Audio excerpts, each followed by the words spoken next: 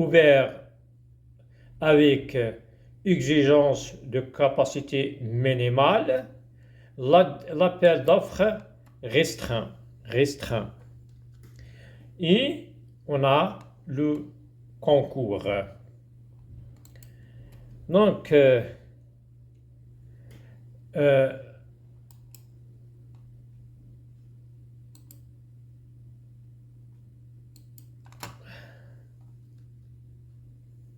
l'appel d'offres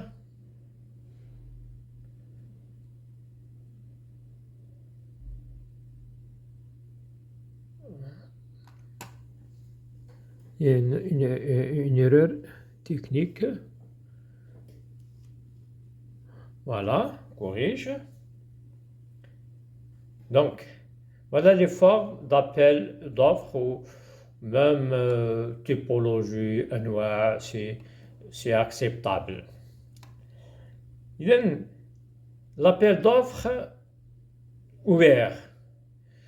Tous les candidats, toute personne ayant un registre de commerce, que ce soit une personne morale ou une personne physique, il a le droit de participer, de disputer la commande publique. Ça, c'est l'appel d'offres. C'est-à-dire, on ne fait pas de distinction entre, par exemple, en matière de construction, d'ouvrage, on ne fait pas la construction entre un entrepreneur qui a une brouette, rien que ça, ou bien et avec un entrepreneur ou une entreprise qui a des engins, qui a des grues, qui a des camions, qui a un personnel important. Donc ça, c'est ouvert. Tout le monde a le droit de participer. Maintenant, pour l'appel d'offres ouvert, elle est ouverte, mais cette fois-ci, on exige un minimum de capacité. Un minimum de capacité. Exemple, l'administration, elle fait appel à la concurrence ou elle fait appel d'offres, c'est-à-dire elle demande aux entrepreneurs, aux entreprises de faire leurs offres, mais cette fois-ci, on prend comme exemple la construction d'un barrage, on va dire, mais avec au moins 2 expériences qui doivent être mentionnées dans l'offre technique, comme quoi les entreprises ont déjà construit au moins 2 barrages. Ou bien on exige une catégorie pour la construction des logements. Donc on demande la catégorie 4, la catégorie 7, la catégorie 7. Ça, c'est faisable. Donc c'est tout le monde qui participe, mais avec certaines capacités exigées par l'administration. L'appel d'offres est restreint. Maintenant, ce n'est pas tout le monde qui participe, qui soumissionne. C'est uniquement pour une catégorie déterminée au préalable par l'administration. Par exemple, c'est une offre qui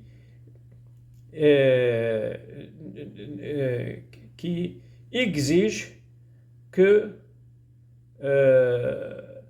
les entreprises c'est presque, ça ressemble à l'appel d'offres ouvert avec exigence de capacité. Il y a certaines ressemblances, mais on ne va pas exclure tout le monde. C'est l'appel d'offres restera, et- et- il est destiné aux entreprises qui ont déjà travaillé euh, avec la même administration. C'est-à-dire qu'ils ont déjà travaillé avec l'administration. Donc, on dit elle a 5 dans son fichier, elle a 5 ou 6 entreprises donc,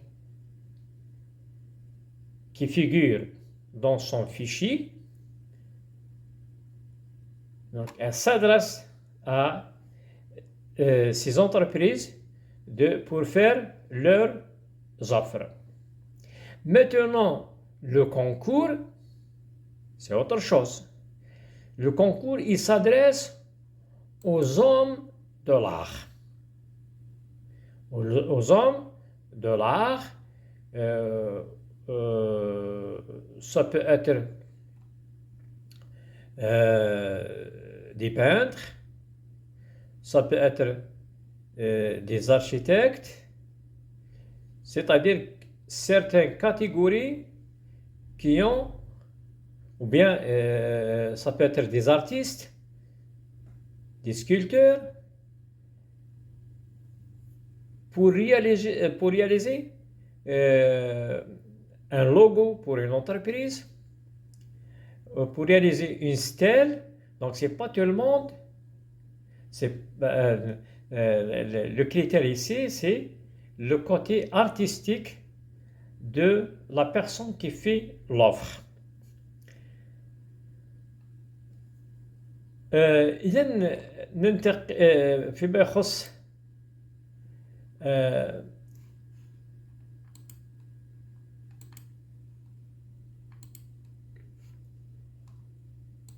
طلب وليس طب العروض، فيما يخص أشكال طلب العروض،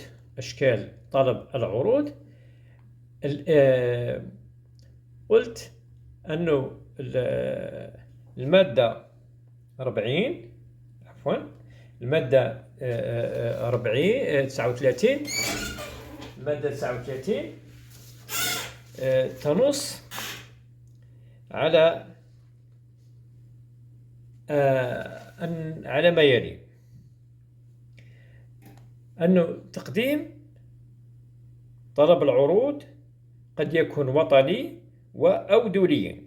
أو دولي وفقا، وقد يكون حسب الأشكال التالية: طلب العروض المفتوح، وطلب العروض المفتوح مع اشتراط قدرات دنيا، طلب العروض المحدود،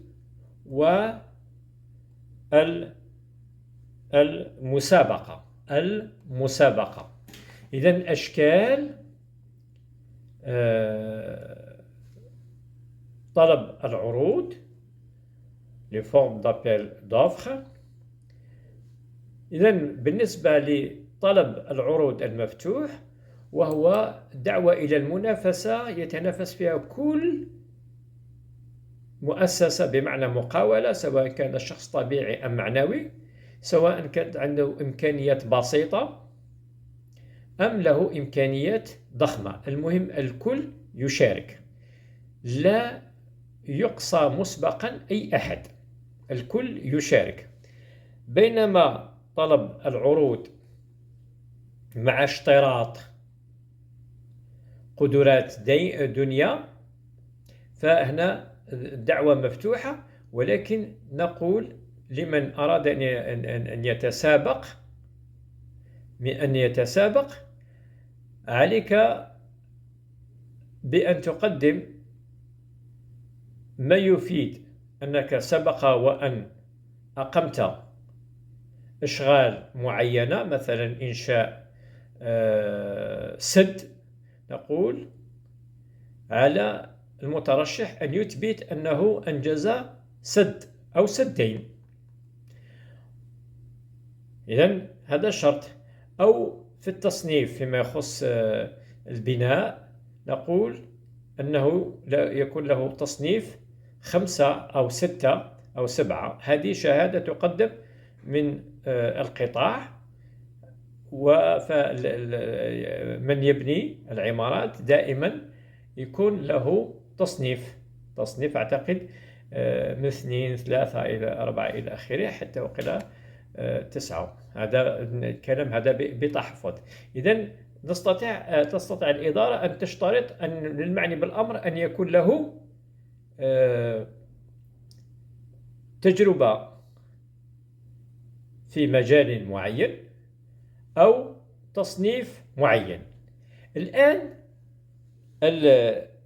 طلب العروض المحدود أن يحق للإدارة أن تدعو فقط من سبق أن تعامل معها. مثلا هناك 10 مؤسسات أو 5 مؤسسات، فتدعوهم للتنافس دون غيرهم.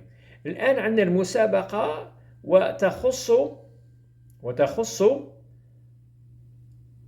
من؟ تخص رجال الفن وذوي الاختصاصات التقنية معينة، مثل الفنانين، المهندسين، النحات، لإنشاء أو لإنجاز شعار مؤسسة ما يسمى باللوجو، أو إنشاء يعني نصب تذكاري. فهذه لا يمكن أن يشارك فيها أي إنسان، وبالتالي تسمى بالمسابقة. شكرا. عفوا. إذا أنواع طلب وليس طلب طب. أنواع طلب العروض: طلب العروض المفتوح، طلب العروض المفتوح مع اشتراط قدرات دنيا، طلب العروض المحدود، ولنا المسابقة وسبق شرحها. شكرا.